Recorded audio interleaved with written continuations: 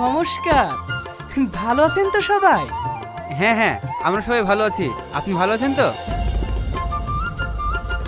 আসুন আসুন স্যার, বসুন। আপনার জন্য তো সকাল থেকে আমরা অপেক্ষা করছি। প্রথমেই আমি আপনাদের কাছে ক্ষমা চেয়ে নিচ্ছি, কারণ আমার আসতে অনেক লেট হয়ে গেছে। আপনারা আমার জন্য অনেকক্ষণ ওয়েট করছেন। কি যে বলেন না স্যার, আপনি আমাদের কাছে ভগবানের মতো।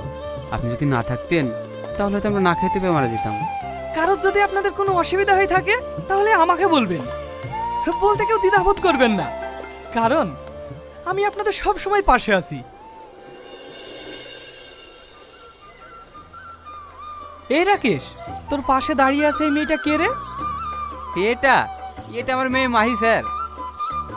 ও, তাহলে এর কথাই বলতি। এই মাহি, এদিকে আয়। কিছু বলবেন স্যার?